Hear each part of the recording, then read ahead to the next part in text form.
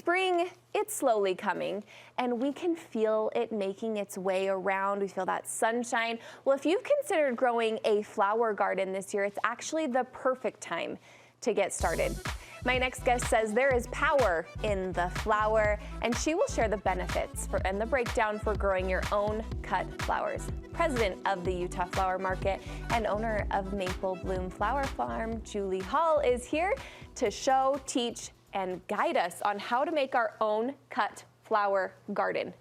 Right? Yes, I'm so excited to be here. I was telling you, I think that everybody has this dream of walking out in like their backyard or thing, and just having these beautiful blooms to cut and bring inside. What do you love about a cut garden? Well, I love obviously the beauty of it. It's so nice to have these flowers in your house, in your home, but I also love the connection. I kind of stumbled into flower farming. Yeah. I had a vegetable garden to begin with, and then I just put a few rows of flowers in, and I loved it so much. It gave me this gift that I could take to people. People were curious about what I was doing. I always had something that I could connect with a friend or a neighbor. So there's really is power in flowers. They're the source of connection and community as well as beauty. And who doesn't want to receive some flowers? Right? I think these are stunning, they're gorgeous, and you're saying it's not that hard. It's really not that hard. It can feel complicated with like lights and seed trays and all those things, but there's lots of flowers that you can grow directly from seed. You can just put right in the ground and you don't have to get too complicated. Okay, so you're saying there's some health benefits as well as some practical benefits to growing a cut garden. To incentivize us a little more if you need to. So some of the benefits that I see is, it's physical exercise.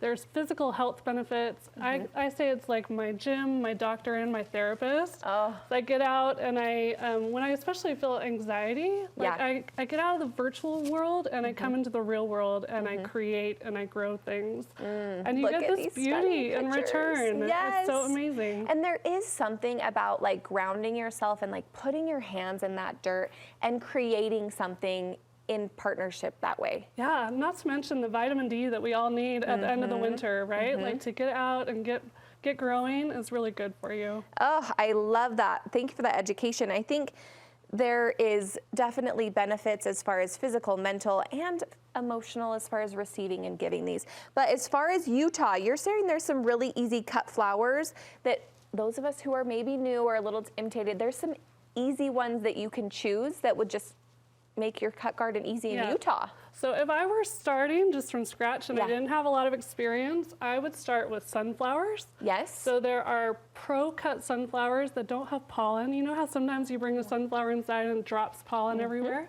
If you get the pro-cut variety, they don't have pollen. So they're really easy to grow. You can just put them directly in the ground. Cosmos are another great one. They're very light and they come in whites and pinks and cranberries. And they're cut and come again flowers, so the more you cut them, the more they actually will produce more flowers for you. So you don't have to feel guilty about cutting your flowers and bringing them inside. Yes, I love that. What else? What are the other ones you love? I also love zinnias. So zinnias, these are some floret zinnias that they come in these gorgeous colors. The other thing I love about zinnias, they're cut and come again as well, so you can keep cutting them all season long. And at the end of the season, if you want to collect your own seeds, they'll cross-pollinate, so you'll get some interesting new colors in the next season. So it's just a surprise for the next season. Oh, I love that. I love that. Okay, talk to me about the difference in cool flowers and warm flowers. I didn't know this was a thing. Yeah, so Utah is a really tricky environment to grow in because we go from really cold to really hot very fast. Yep, we hardly ever get that beautiful in between. And so most of the time on a seed packet, it's going to tell you to wait until your last frost to put those plants out. But for a lot of things, that's just too late. You need, some things like snapdragons need a cool start to the season. So they are cool flowers and they like it a little bit cooler. So I plant those things by St. Patrick's Day. That's kind of my guideline. I mean, soon. Yeah, so I get those in the ground. St. Patrick's Day, things like bachelor buttons, nigella, larkspur, foxglove, delphinium, they all like cool weather. So those are great to start early. But then you have your tender annuals, which are warm flowers. Those hate the cold. They're wimpy. They can't handle it, right? So you got to wait until... I might connect with them in a way. I mean, I don't know if there's a thing about flowers. There's a connection there. But they really need that those warm temperatures. So you want to wait till Mother's Day. That's my guideline for Utah County. If you're in like other areas like Heber, Park City, you might have to wait longer. Yeah. But that's a good guideline, Mother's Day. And I think what a gift to yourself. As a mother, you're like, you know what? I'm going to go plant my flowers. Yeah. I'm going to go have some me time, plant my flowers. What a beautiful gift in that way. I love that you're encouraging us to start small. Maybe this feels intimidating, but you say just start small. Yeah, you can grow a lot of flowers in a very small area, and even just with a single packet of seeds, right? Yeah. There's probably in some 50 seeds in one packet. So just buy 3 packets of seeds, Yeah. find a place that you can add them to your garden, and you will just be rewarded with an abundance of blooms. What about a flower pot? Can I start in, what if I don't have I have a lot of grass, but I don't have a lot of like soil that's just standalone. Yeah. Could I start in a flower pot? You can totally do a container garden. Yeah. So you can do any kind of container.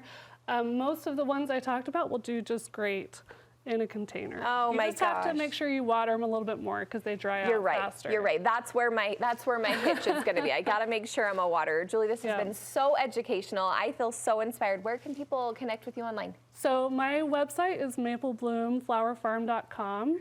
And I'm also teaching workshops at the Alpine Workshop. And so I'll be doing one on dahlias coming up. So if you're interested in growing dahlias, that will be April 12th at the Alpine Workshop. All the education, all the fun, all the beauty. Thanks so much, Julie. Yeah, thank you.